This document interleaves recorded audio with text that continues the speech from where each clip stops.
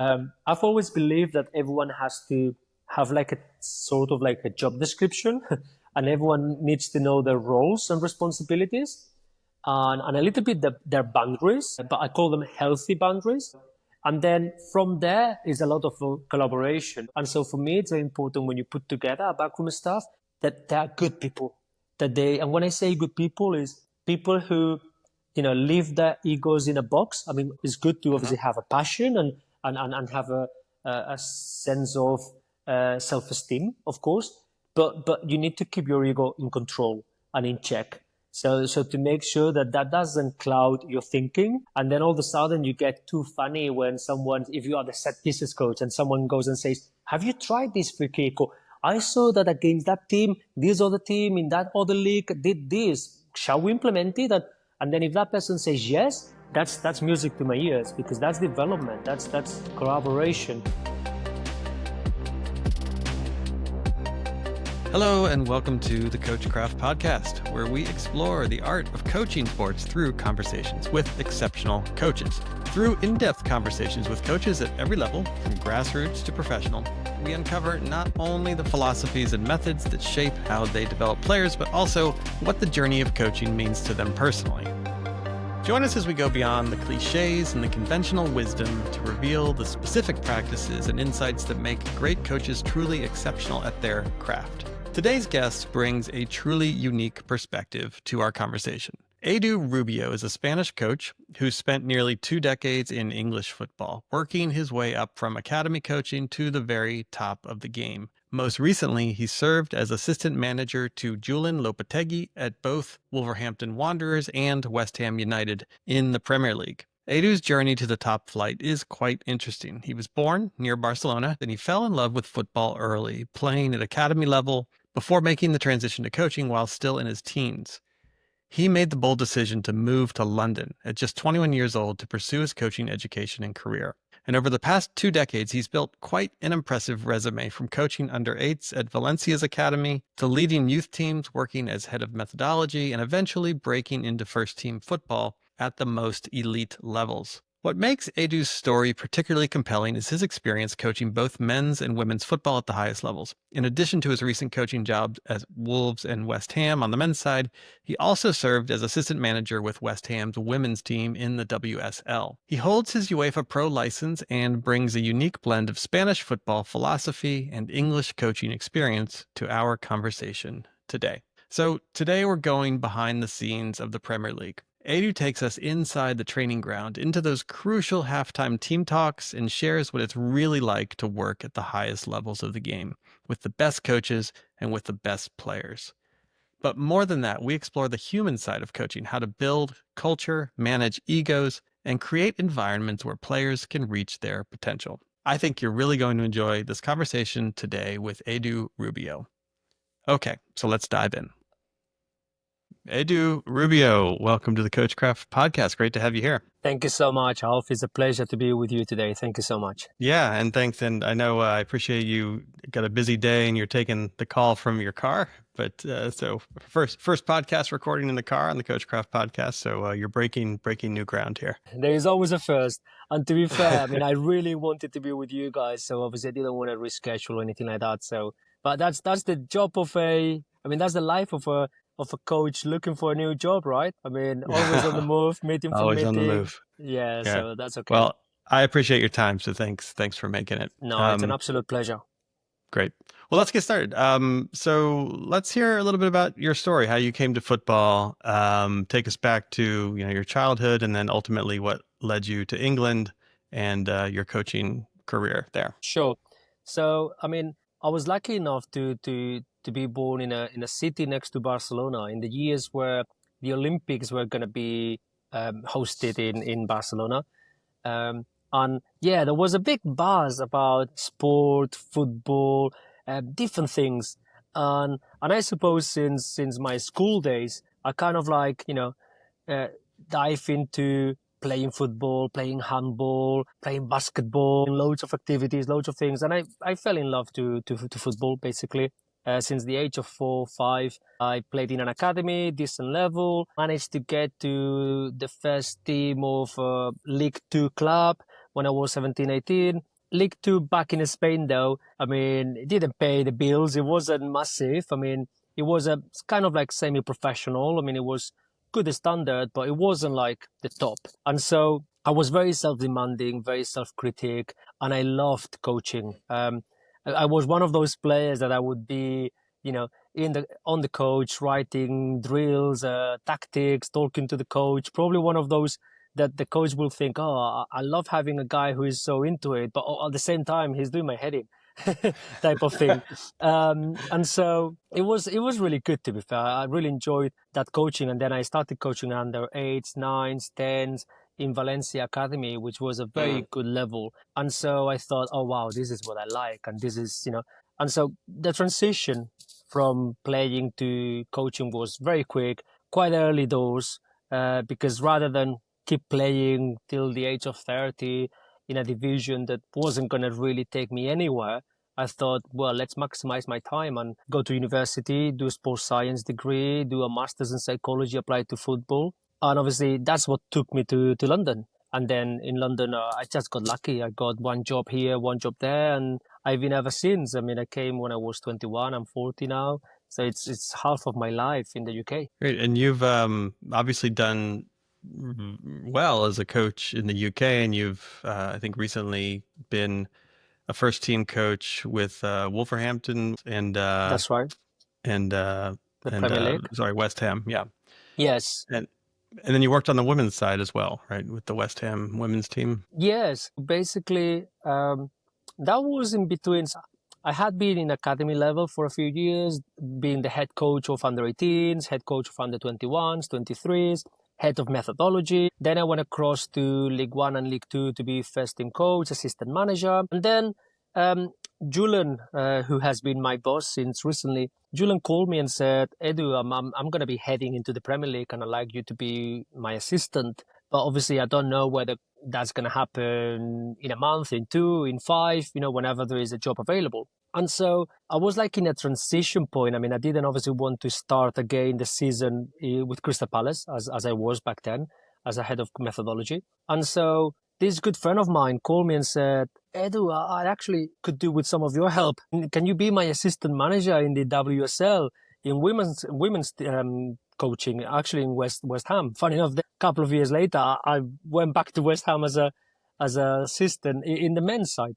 And I said, yeah, that would be a great experience. But obviously, I'm in a transition period. Whenever Julian calls me, I'm going to leave. Is that okay with you? And he was, yeah, absolutely. I mean, if you can do 1 month, 5 months, whatever, it will be good for me. And actually, what it started like a favor to him, and in a transition period, it was really good for me. I mean, I learned a lot.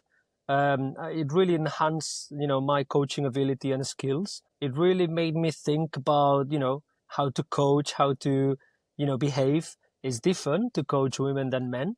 And I had a cracking time. And then obviously eventually Julian called me, and then, yeah, we went to Wolverhampton and West Ham. So this is Julian Lopetegui. I always say his name wrong. No, good. Yeah, good pronunciation. Right? Yeah, it's not easy even for Spanish people. Yeah.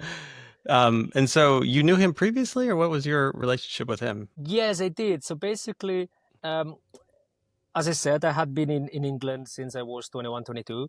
My career, my coaching university, I meant to say, and then obviously doing my coaching badges and the rest of it. But I did my UEFA Pro license still back in Spain. I wanted to do the highest qualification back in my country, in the national center. That was kind of a dream of mine. So obviously I wanted to go and do it there. And I met him there. That was, I'm talking probably like 10, 11 years ago now. He saw one of my sessions and he said, came to me after the session and said, I've really enjoyed that. Would you like to have a chat? And then obviously he became a mentor. Then we kept in touch, of course. And then it was always on the cards that whenever, he would come to England, I would help him and I would be his assistant. Great. So the opportunity at Wolverhampton came about. You joined his coaching staff there. That's right. Yeah. And I'm so really interested to just get behind the scenes a little bit at a Premier League club. And so you've been in a few roles coaching first team football, both men's and women's, as you just mentioned. Yeah. And I'm curious, just like describe your role on the coaching staff and what that job looked like day to day, week to week, match to match. Very Take good us into that world. question. Yeah, very good question, or not such an easy one, because it depends on obviously the backroom staff that you are in, the manager, and so with obviously my recent roles with Julian, for example, in Wolverhampton and West Ham, have been what you would say, a hybrid between assistant manager and first team coach. So I've been on the grass coaching the certain drills in a day-to-day basis to prepare the team for the games, and then having to analyze the opposition to try to obviously work out weaknesses and strengths, and then help the other assistant and Julian to work out the game plan for that game. But then I've also gone well above and beyond what a first team coach, assistant manager would do. So I also help him with media. I also help him with meetings with the chairman and the sporting director. I kind of like became his shadow. And Mm. obviously, some people would say, oh, wow, that, I mean, 24/7, that's quite stressful. Do you really want to do it? But for me, it was a blessing. It was a blessing because I was being, in a position of privilege. I was seeing how a top guy is doing the job, helping him, supporting him without getting burned as such, right? Because he was the one facing the media, he was the one facing the chairman Right. and the sporting director, and it's not easy. I mean, it's not easy to be the number one, and so I learned a lot from him, and there is a sense of humility in the job, and I really enjoyed it, and and basically I also help out with the transition between the under 21s and the first team. So obviously, because of Mm. my background in England and having been also in academy side, and knowing a little bit the system here, and having just a passion of developing people, not just developing players, but developing people, then is when I also became a bit of like that person who would kind of link up the club with the first team. Great. So Edu, you come into a new club. You're starting, and let's just take Wolves or West Ham, your two most recent experiences. You're coming into a club cold. Yeah. They've got a history at the club, a culture at the club. How do you get your footing and acclimate yourself to this new environment as a coach, as a coaching staff? Yeah. I mean, Alf, I suppose it's like in any other industry as well, where, you are new in a business environment in the office, and you have to understand the new job, you have to understand the clients, the staff, the other employees that you're going to be working with. So very similar. But I suppose what's very relevant is that you have to do your homework before. So normally negotiations with a club takes 5 6 days. Those are the days where you would potentially do your homework, but you might be lucky and you might have been kind of like targeting that club, or kind of like thinking that there could be a change in that club, so you've had more time to prepare. And basically what you do in that time before you step foot on the training ground is understanding the squad, understanding the culture of the club. And so when you get there on day one, you know pretty much about, certain things. However, you don't really know about the main thing, which is the environment, which is the culture, which is the day to day. And that is about asking loads of questions on day one, making sure you try to absorb as much information as you can, remain very humble, to talk to everyone, to meet everyone, to understand that everyone is part of the fabric of the football club. And so everyone can give you a piece of information that might be very little, might be very insignificant in that moment, but that might actually become vital. And so I think when you are in those scenarios, it's very important to learn about the environment. And of course, you've got a plan. Of course, you've got a method, and you want to apply that plan and that method. But also, I think it's very important to understand the culture and the environment of that club, because every single club, as well as every single company, every single household, is different and has a different energy.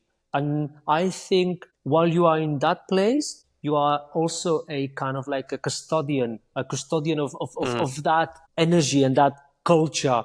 And I think it's important that you work together rather than oh no, this is how we are going to start doing things from now on. Everything is happening in the past, forget about it. I don't think that helps. Of course, if you've been brought into the club, it's because they appreciate your expertise or what you can do there.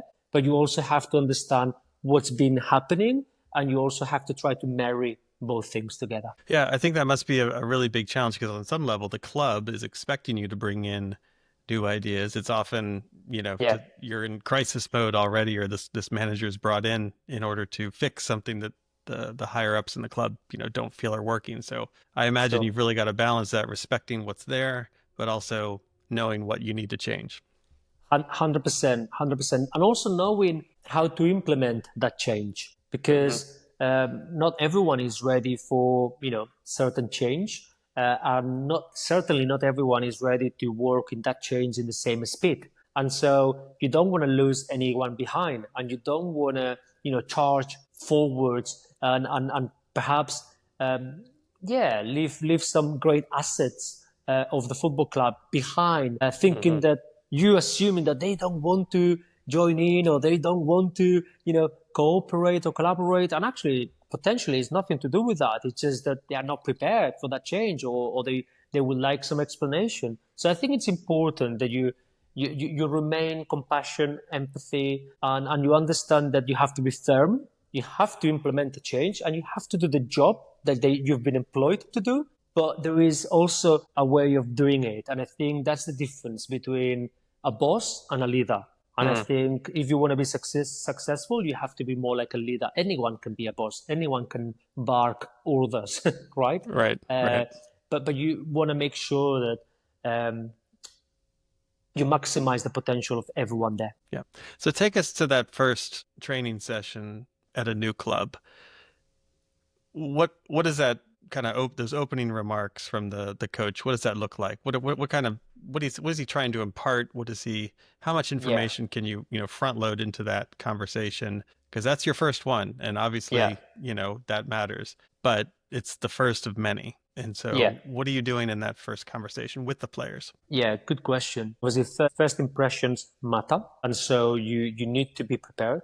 Absolutely. But ultimately, it also depends on the club, the time. It's not the same to go into a club in pre-season or in a break, if there is an international break in that moment, or to go into a Tuesday where there is already a game on the Saturday. So obviously, depending on the circumstances, that first session may look like different, football-wise talking, in terms of the drills you do and how you talk to the staff and the players. However, there is something that would never change, which is clarity of the message, making sure that you show everyone what you want to do, making sure that you are very specific. Don't overpromise, because you are still learning about the environment, you are still learning about the players, and make sure that whatever you say on that day could apply through your whole time in that football club. Because what you don't want to do is to then be a prisoner of those first words, right? And people remember, and rightly so. And athletes and staff in elite environment are people who are very skillful, very aware, very alert. And so you wanna have clarity in your message, and you wanna start working out how to implement your methods and the speed that you can do it, and basically create also a feel-good factor. On day one, it's very important that, you create that environment where everyone goes like, I want to work with this guy. I mean, I want to see what he's about. I want to give him an opportunity.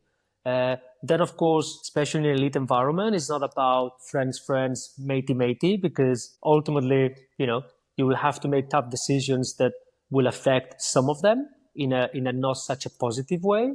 Those who don't play so much, those who, don't make it into the starting 11, but still with honesty, with clarity, and with, a sense of humility and novelty.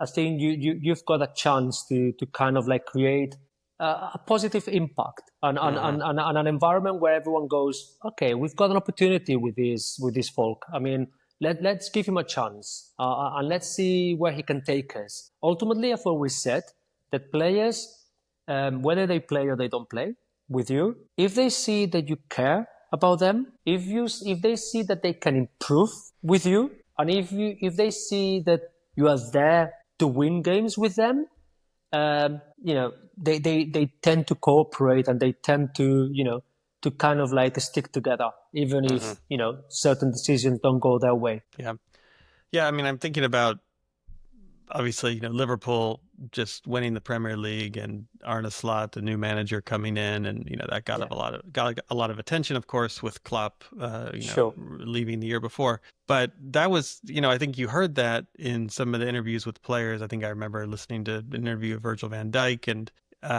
people are like, okay, well, what's it like under this new manager? And obviously Klopp being such an inspirational or influential figure at the club. Sure. And he's like, yeah, he's got a plan. The players are behind it, and we're united behind this vision that he's brought in. And I think if Slot did anything really well, it's that he, kept those parts that were there and were working. I mean, it was a great team already. Sure. I think they underperformed perhaps the year before, but that struck me as just, there seemed to be that the team was united behind Slot as a manager and his vision. And that showed up in the season that they had. No, 100%. But obviously, if I may say there were, like in anything in life, there's never one just factor. There were loads of factors that, and especially that he's a very skillful manager, of course. But also, I think the transition of leadership was very well managed by everyone at the football club, by Klopp, and by Slot. It takes a lot as well for, a charismatic manager like Klopp to welcome the new manager and kind of like straight away give him a platform of, well, this is yours now, go and do it better, if anything. And then for Arnold as well to be assertive enough to say, yeah, thank you, I will. And for the club to make that a smooth transition. I think that's a very good example of a very well-run leadership change. Yeah. I think the results speak for itself, for sure. So take us out into the training ground. A lot of the conversations that I have with coaches, and just my own experience, it's with youth players, right? These are developing players. The orientation is always developmental if it's done well, if it's done properly. Yeah. But you're at the top level of the game, Premier League, and these are professionals, but you guys train every day. But is it as developmental at that level? I mean, these are players, they've arrived, right? Like they're, they want to improve and they want to get better within whatever system you're playing, understand the game model, be effective. And ultimately they want playing time and they want to have a great career. But developmentally, they're, maybe there's still room for development, of course, throughout their career. But how do you balance kind of the developmental with then everything else that you need to do to win on the pitch? What does that look like on the training ground? Sure. You see, and I like to think that I'm entitled to answer in this manner because I've been in both sides of the fence. I've been obviously in academy level with 16s, 18s, 21s, under 23s, head of academy coaching, head of methodology, and obviously I've been now as well for a few years in first team environment. So I like to think that my answer won't really resonate like in a bad manner. Basically, what I'm going to say, Alf, is that when you're developing youngsters, I don't buy into the idea of, it's just development. It doesn't matter if we don't win. And equally, I don't buy into the idea that first team, as it's all about winning, doesn't matter if we don't develop. I think since you are born, and hopefully till your last breath of fresh air, it is about learning. It's about developing. It's about improving. I mean, my mantra is that I like to be better today than I was yesterday, and today I like to be not to be as good as I'll be tomorrow, because there is always chances to learn. And so, in first team environment, absolutely there is a chance to develop. Both individually and collectively. Of course, there is less time, and at times you have to focus on certain things, and at times you need to prioritize. But still, I think, in first team environment, even if on the likes of the Premier League, you still do IDPs, you still work with certain players on, I don't know, take a fullback. How is he going to defend crosses? How is he, going to help out the team when we are doing our patterns of playing out from the back and things like that? So, and equally, when you are in development, especially the latter ages of development, 16s, 18s, 21s, you have to also give them a kind of like insight of game development, game plans, activeness, and also that they have to play the right way, but to win. Because otherwise they won't be ready for first team environment. Because then when they go into the transition and they are playing the first team, they're going to be asked to play well, to play, obviously, to be ready to face this case of the fullback, to face that winger, that striker, and defend in a proper way, but also to win, to help the team win. Because if they're not winners, and if they're not ready to be assertive to deal with the pressure of winning, then they'll be very good players, but it won't be professional players, which is a big difference. And I know that, of course, like these players are still developing, there's still room to improve, but I think that was kind of what was behind the question, is it more like we assume, a certain level of skill and capability as a technical player, just the raw sort of technical aspect of the game, but that is still baked into training sessions at the highest levels. Yeah, absolutely. I mean, we do a lot of, I'm a great believer of IDPs, of personal development, and sometimes because of time constraint and because of, workload, sometimes it can't be on the grass. It has to be through clips, through videos. It has to be in conversations, but there is always an opportunity to give feedback to the players so they can get better at their individual game. So take us behind the scenes a little bit in that preparation for a Premier League club training session. You can go on YouTube and you can watch, some training sessions there and just to geek out a little bit with you. So what's the coaching staff doing? Everything from, okay, you just had your match on Sunday, let's say, your next training session after that, kind of what are you taking from that game, and how do you actually build out that plan for the training session? Good. So let's imagine that it's what we call a clean week, which means that you only have one game from Saturday to Saturday, so you don't have a midweek game. So in that kind of week, obviously it depends on the culture of the club and the rest of it. I mean, so if the game is on Saturday, I like on Sunday to come in and do some recovery for those that played more than 60, 65 minutes, and for the rest of them to do a top-up session. So it's more like a couple of possession games, small-sided games. So then they start the week on Monday with the same sort of level of fitness and tiredness than the ones that play the game. So they all work on the same manner, and they are all kind of ready to be selected for Saturday's game. Then on Monday, you would potentially give them a day off. And then obviously you start on Tuesday. But sometimes you give them Sunday off, if that's been the culture of the team and the club. And then you do that recovery day and that top up on the Monday. But regardless, that first training session is an opportunity as well for feedback. So the coaches would have already watched the game. They would have already analyzed the game. They would have already prepared a few clips. And then there is an opportunity that same day or Tuesday, the very latest, to kind of like show a few clips to the players to kind of like say, well, this was the game plan and this went well. This wasn't the game plan or this didn't go well, and to reflect and feedback. I think it's very, very important to do so. And certainly it's something that we work a lot on. And then from there, sorry to interrupt. Can I just ask one question?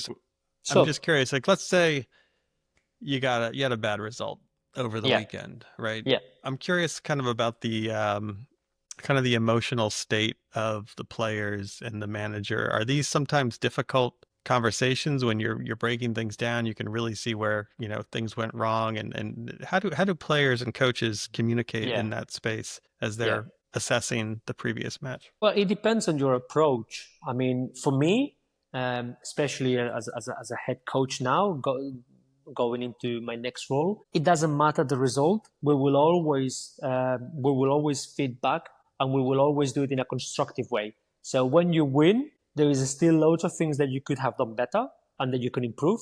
And when you lose, not everything is bad. I'm sure there were things that did work. And obviously, if that wasn't the case, then obviously you can have a constructive, honest feedback with the players, and never pointing fingers and never blaming and never assuming that people didn't want to do it. Of course, you have to be firm if need be, but I think it's very important to remain balanced. I mean, emotional self-control in the elite, in life in general, but I think in the elite is very important, because you might regret what you said on that day due to high emotions. So of course, if you feel as a manager or as a staff that perhaps we need another day to cool down, it's best to then leave that feedback session for another day, and make sure that that feedback session is going to be constructive. It's going to be, okay, this is the first step to win the next game, rather than blame, and because that won't take you anywhere, and that won't really, what it's done, and now it's just, you need to be focused on the next game. And for sure, you won't really have a greater chance to win the next game if you start blaming people, creating, okay, maybe you can get the lads a bit upset, and that might get them some fire in the belly to win the next game. But long term, I think you are more in a losing strike if you do that. That could be for one day. I've never thought that fear and blame is a long-term solution for a winning mentality or a winning performance environment. Yeah, I agree with that, and I've seen it. My background is up to this point has been not on the pitch like you, but in a business environment, and it's the exact same thing. You need to have clear-eyed, dispassionate assessment of what you did before, but always looking forward. So I do want to come back to some of the emotional dimensions on match day, but back to training and the preparation for that, and kind of those days leading up to the next match.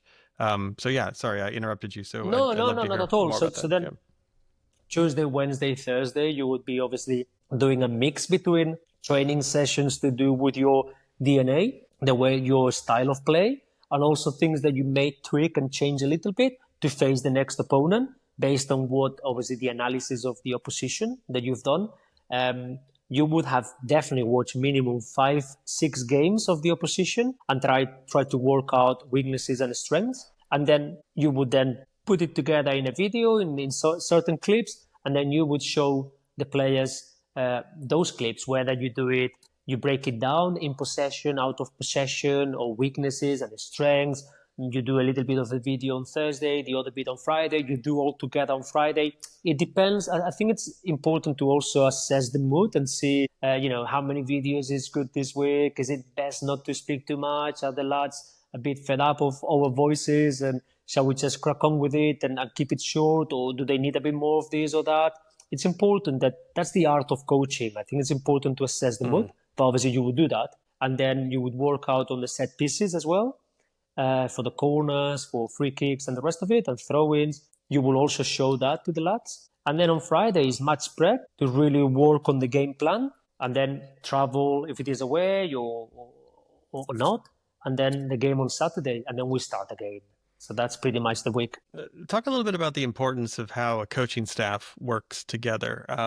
Because you've got, I don't know, how big is your coaching staff? Typically 5 guys or so, 6? Yeah, it depends. It depends. I mean, so far it's been 5, but obviously it depends on the football club and the rest of it. But yeah, you've got a good number. Yeah. And then, so how do these roles sort of shake out? Is it, and I would imagine the collaboration amongst this group is super important, right? Just for the purpose of just efficiency and getting the right training designed and implemented and then executed. So talk about that group of coaches and how you all collaborate. So I've always believed that everyone has to have like a sort of like a job description, and everyone needs to know their roles and responsibilities, and a little bit their boundaries, but I call them healthy boundaries. And then from there is a lot of collaboration. Now, someone might be in charge of more set pieces than another person. Another person might be more in charge of our style of play. Another person might be more in charge of obviously the fitness and the workload. Another person, but might be more in charge of IDPs, personal development, players development, individual development. But ultimately, from that clarity, then everyone has to be prepared to collaborate and work together. Because ultimately, for me, no question that it doesn't matter where the idea comes from. It doesn't matter who had that eureka moment. It's for the benefit of the team. And if that is going to make us win and that is going to help us, who cares? Even if it was, a conversation with someone in the canteen that is not part of the backroom stuff. If it is a good idea and we can implement it, why not? So there has to be collaboration. And so for me, it's very important when you put together a backroom staff that they are good people. And when I say good people, is people who, leave their egos in a box. I mean, everyone is good to have an ego. It's good to obviously have a passion and have a sense of self-esteem, of course. But you need to keep your ego in control and in check. So to make sure that doesn't cloud your thinking, and then all of a sudden you get too funny when if you are the set pieces coach and someone goes and says, "Have you tried this free kick?" Or, "I saw that against that team, this other team in that other league did this. Shall we implement it?" And then if that person says yes, that's music to my ears, because that's development, that's collaboration. But if that person said no, I'll be a bit disappointed. I'll be thinking, "Oh, come on, really?" I mean, for sure you can contemplate it. Then, of course, you can discard it or use it or not, but you have to contemplate it. So what are some of you mentioned sort of, keeping your ego in check. And of course, these are all people working at a very high level within the sport. They have their ideas, they have their point of view. But what do you look for in that partnership with other coaches day in and day out? And because you got to, at the end of the day, you got to get a job done, right? And no, absolutely. Yeah. That's what you get paid for. So absolutely. I mean, for me, it's whether there are people who are going to ask themselves this question every time they have to do or say something. Is this relevant to the team? Is this going to make the team better? If they ask themselves that question, then they have a filter to say yes, no.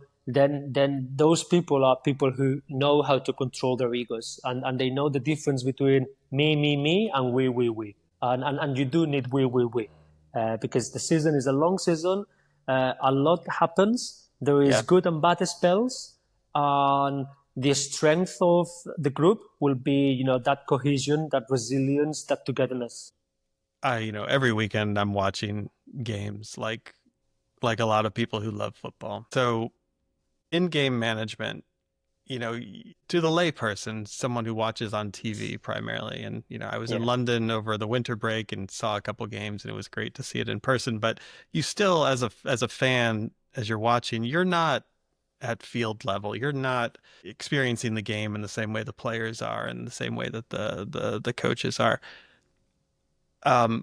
You see a lot happening. You'll see certain coaches, right? They're very animated on the touch line, and they're shouting things and hand gestures and all of this. And, what we at the youth level, it's always, hey, just let the kids play, let the game be the teacher. They're probably not listening to you anyway. There's a million things going on. And then that's true for professional players as well. I mean, they're in the middle of a game. It's a high stress, fast, active environment. So, but you've got to communicate with your players on the field. You get one chance at halftime, but throughout the game, right? You see something as a coach. Oh, there's you've got to, maybe we need to make a tactical switch or whatever it might be. How are you communicating with players on the field during the games? Not set aside the halftime. We'll come to that in a second, but just like while the game is going on. Yeah. I mean, certainly you are completely right. I mean, sometimes, and we're all guilty of that at times. We all bark orders from the touchline when there are 50,000 people there, and potentially the winger on the other side, he's got no chance to hear what you're saying as much as he may want or he may not.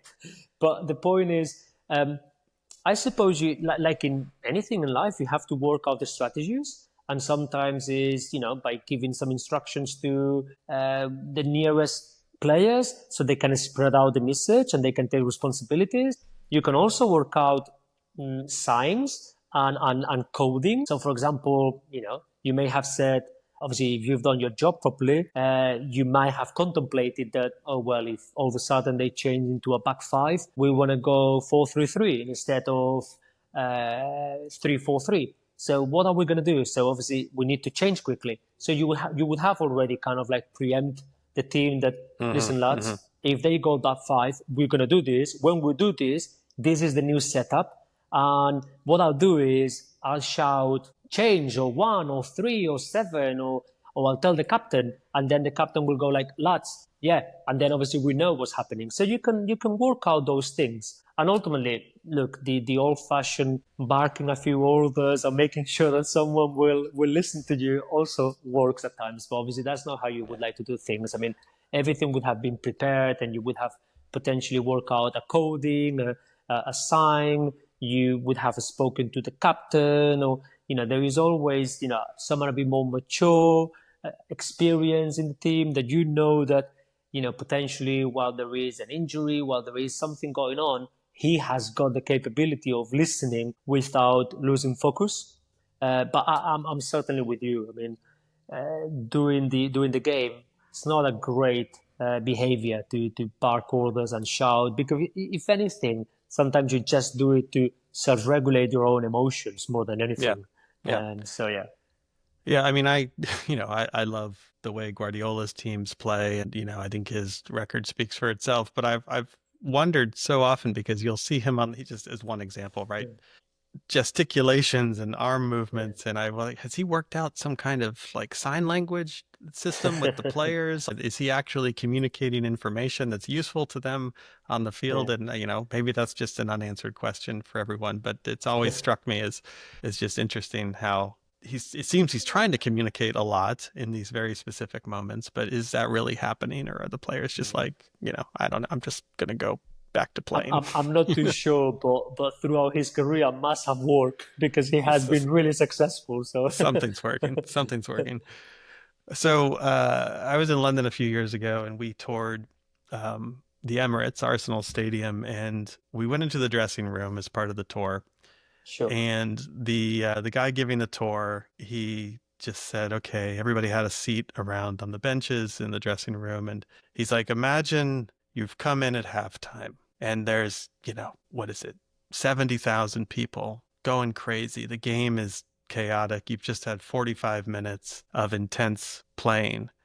And that dressing room, I don't know if you've ever been in it, but it's designed as almost like a sanctuary. And, he said that Arsene Wenger brought back this idea of this needs to be a place of calm, almost like a Zen-like space for the players to just leave that environment behind for these 15 minutes and then kind of just settle the nerves. So take us into a halftime talk at a club in that environment. And as a coach, you've got, 15 minutes less really to say something, impart some useful information, knowledge to these players, convey something. But first, what is that environment like? And then how do you prepare that talk and get with the coaches and do something effective with that time that's going to set you up for the second half? Yeah, I've always believed that you really earn your money as a head coach in halftime, and also when you do the decision making of substitutions or change of formations and the rest of it. That's what really you make a difference. That's really what you can affect in the game. Halftime, substitutions, not much more. I mean, the rest of it should have been done from Monday to Friday, right? And so it's crucial. It's a vital time. But of course, you don't get to that point without having created the environment beforehand. So when you said 15 minutes, really you only have 4 minutes. That is the reality. Because the lads will take a couple of minutes to get into the changing room. Then they will take a couple of minutes to go to the toilet, because obviously they've been hydrating and they need the toilet, yes or yes. Then you want a couple of minutes to kind of give them some space and try to start those conversations between themselves and kind of start working out things. And if you've created a good environment, they should start kind of having conversations and kind of what's happening here? What do we need to do? What has worked? What hasn't worked? And, the more experienced players to kind of lads, then this needs to carry on. This has to change. And obviously those minutes are also minutes that you, as a backroom staff and coaches, you take some space and then you start working out your key factors. Because as I said, you only have 4 minutes with them really. And so you want to make sure that you are concise, clear, and you don't say too much, because in that moment, I mean, there is high level of everything in terms of emotional level, and so they can't really absorb too much information. So you need to really have a very, very exquisite conversation with your backroom staff. Okay, what are we changing? What are we keeping? Any substitutions? We had 3 or 4 game plans. Are we keeping A, B, C, D? Are we changing anything? So, you have to work through that. And then you face the lads. And then depending on the team, depending on the squad, depending on the game, the environment, then you will approach it in one way or another. But in terms of your tone and your mannerism, but certainly you will approach it to solution problem and solve things. Then, in my opinion, certain things have to be left for the day after, right? For that feedback session, for that constructive. There is about what do we need to keep doing or change to win the game. End of, period. That's what we get paid for. And so in those 4 minutes, it will be all about key factors. And then you will work out, do I need to say all of this to the entire group? Do I need to say only a couple of minutes to the entire group and then kind of like divide the group into a few groups and I say a couple of things, one of my assistants say a couple of other things. Maybe I know that, I don't know, this coach has a really good feeling with these 2 or 3 lads and those are the ones that we need to kind of like coach right now. I'll let him talk to these 2 or 3 lads because I know that he gets into them more than I can do, and that's okay. And that's why you work in a collaborative manner. And then another 2 or 3 minutes for toilet, kind of like encouragement, and then we go because it's on TV. You have to be on time on the pitch, otherwise you get otherwise you get fined. And I was, so you don't have a lot of time. Clarity and concise and is very important. Sometimes imagine like when you see those Formula One stops, when everyone works together, change the wheels, blah blah blah. Yeah, so it's the same. I mean, it has to be very precise and very well coordinated and very professional. Yeah, and to your point, like you just don't have a lot of time. I would imagine as you're watching the first half, you're one of the coaches there. You're sort of like the eyes and ears of the head coach, right? Like you're I would imagine you're kind of thinking about what you want to share with the head coach, maybe with some players here and there. So I assume you're using that time on the bench to start to think about what you want to convey 100%. At halftime. Yeah. And obviously you can also, with the iPads and everything these days, you can start clipping certain things. When you get to the changing room, you can actually see some images to see whether your key factors that you have in your mind are actually relevant, because obviously sometimes you even have to check yourself whether it's been an emotional kind of like reaction to certain things or whether it's objective. That is also important to do. And then allow a little bit of conversation as well with certain players and see what they feel. In my opinion, good teams are also those who listen to each other. And sometimes the players can have great answers. And it's important as well to listen to them and understand that, they know what the game requires. They've been there. They've been on the pitch. And sometimes, they can actually work out certain things better than you can do. And so it's important that, we listen to each other. So I was reading an article recently, and it was about using Liverpool as an example and Arne Slot specifically. And it was exploring the idea of how much impact does a coach actually have on the performance of a team. And there's a famous Giovanni Trapattoni quote, the Italian manager, and his quote is, "A good manager makes a team 10% better. A bad manager makes it 30% worse." And I don't know how how precise those percentages are, but it makes for a good quote for sure. But what's your take on this? I mean, how much can a coach influence a team, either in the affirmative or the negative? Sure. Because at the end of the day, there's players and they're out on the pitch and they're playing the game, right? So how do you see that? Yeah, I mean, again, like you just said there, I'm not too sure about percentages, but what I can say is that you are as good as your players. That is a statement of mine. And so I think you are the person who can add a lot into the team by setting up the right environment, by providing clarity, by providing a sense of purpose, and by creating a cohesion that everyone basically feels free to say what they feel and they think for the benefit of the team. And I think that is vital and that is the role of a coach. And obviously help everyone to kind of get better and improve and develop. Now, how much of a percentage is that? I don't know. But ultimately, again, then is also down to how good your players are and how much they want to do it and how experienced. And so I think it's a balance there. But I would agree with that quote in terms of we are not as significant as some or as meaningful as some coaches and managers want to believe. That's probably those who really live through their egos. But we are certainly an important, asset of the team, as well as anyone else, as well as the doctor, the sporting director, every single player there, the people who work in the canteen, the people who, do the laundry for us.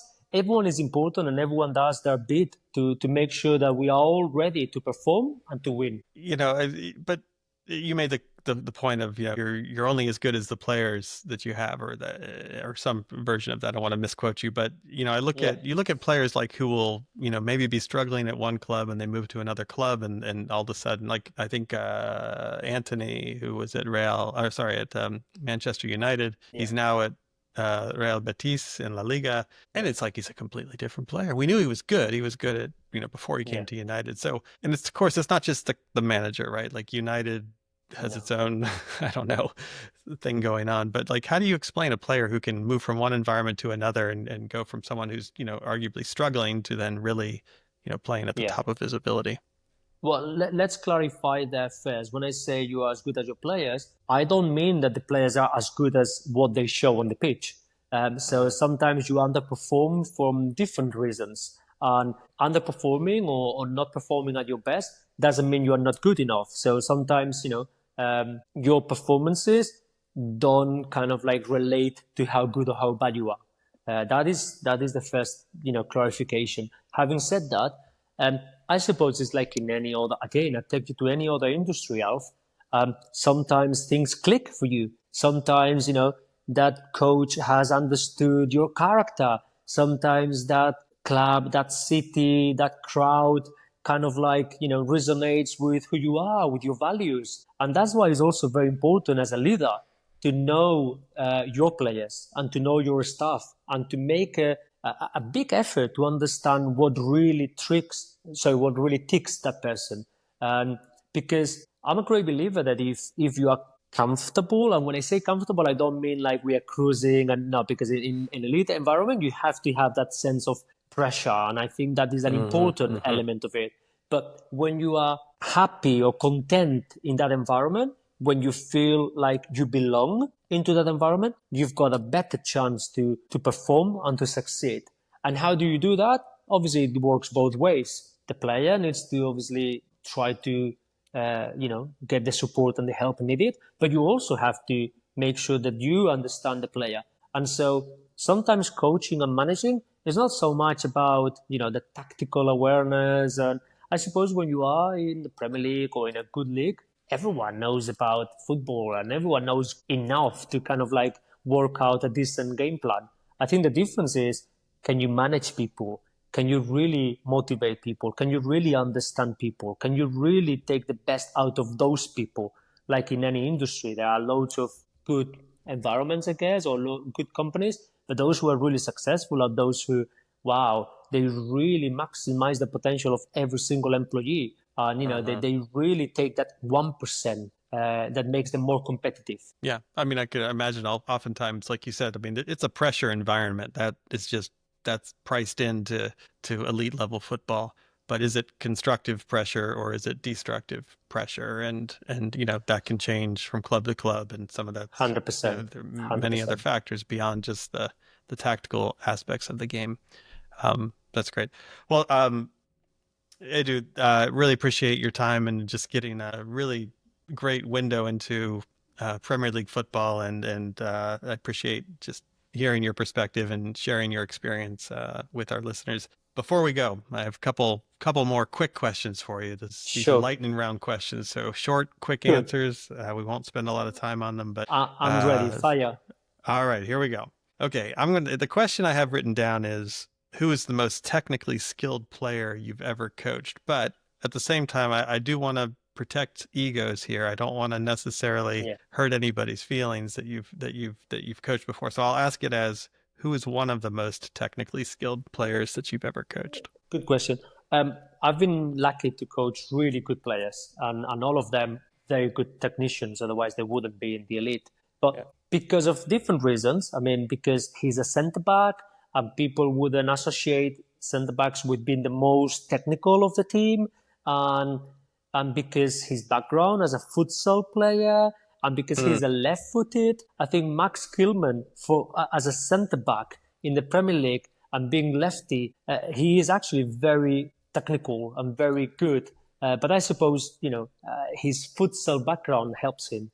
But of course, there are loads of others who were as good or or even better than Max. But just saying Max because of that, because his position and you wouldn't associate a centre back being very technical. Yeah, excellent. I will tune in more closely to him for sure. All right, what's the best piece of coaching advice that you've ever received? Be yourself. Be yourself. Be authentic. The best person being Johan Cruyff, who is probably one of my someone who I admire since I was a child. The best person being Johan Cruyff was Johan Cruyff. There won't be another one like him. There'll be someone better, worse, but not like him. And so the same, the best Alf is Alf. The best person being Edu Rubio is Edu Rubio. I think be yourself, be authentic, be noble, humble. That is important. Doesn't matter what level you're at. Doesn't matter what level, because when you are authentic and when you are honest and transparent, you feed a different energy, and people kind of like see that, and all of a sudden you create a different sort of aura around you and a different sort of energy in the room that people go like, oh, I want to listen to this guy, even though I'm not too sure about what he's saying. But it's because they can see you are authentic, and I think that is very important. All right. What was your biggest coaching mistake, and what did you learn from it? Oof. I make coaching mistakes every day. So I could tell you loads, but I don't know. Sometimes it's about assuming. Sometimes it's, that's a very, very difficult. I don't know. You are in a coaching session and you assume that player didn't turn and didn't play that pass because he had something different to think about, or and you coach that decision, and sometimes that's a mistake. Let them make the decisions. Let them prove you wrong. Let them, give them a chance. So yeah, sometimes kind of like in the coaching sessions, kind of like wanting to be involved too much. Yeah. I mean, listen, this game, as we all know, it's infinitely complex. And I think if you're bringing your own assumptions about something you saw or how you're thinking or perceiving something, invariably, you're going to come across other perspectives, or the players, they're going to experience the game in a different way than maybe you're seeing it from your vantage point. All right. This might really be putting you on the spot, because I know you've worked with many of them, but who is a professional manager that you admire or look to as a source of inspiration? You mentioned Cruyff. He's no longer with us, obviously one of the most influential thinkers the game has ever had. But in a more contemporary context, who are some managers that you look to? I can say loads, but obviously I'm going to honor my former boss, still current mentor, Julian Lopetegui, because obviously he gave me the opportunity to be in the elite. I have a lot to thank him for. And for all his right and his wrongs, like everyone else in life, he is authentic. He is transparent. He is an honest person. And I think that is very important. And those are qualities that I admire and I respect. Last question. I ask this of everyone at the end of each episode. So I'm looking for something you can share with our listeners. It's a resource for you. This could be something that you return to time and time again throughout Sure. your coaching career, or something that you're just interested in now, or that's really serving as a a resource, a useful resource. So something to share with our coaches. Any book from Pablo Coelho, who is a psychologist, and basically speaks about self-awareness, and speaks about understanding of yourself. Sometimes when you are a coach, you think that the technicality of the job is everything, and you get nuts about looking for loads of resources about football and improving your players and the rest of it, and you forget to actually educate yourself and to actually work on yourself. And I think it's very important. Self-awareness is very important, regulation of self-emotions. And so I would say any book from Pablo would be a very good resource for people to kind of like understand themselves better. Because if you don't really understand yourself, it's a bit tricky to understand others.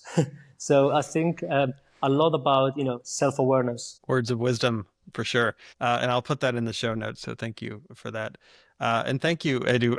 No, This pleasure. time has been great to spend with you, and I just really appreciate you sharing your knowledge, your experience. This has been a great conversation, and I really look forward to getting this out for folks to hear. So yeah, again, thank you for your time. I hope you enjoy the rest of your day, and yeah, I just really appreciate it. And you, thank you so much, Alf. Thank you for having me in the show. Much appreciated.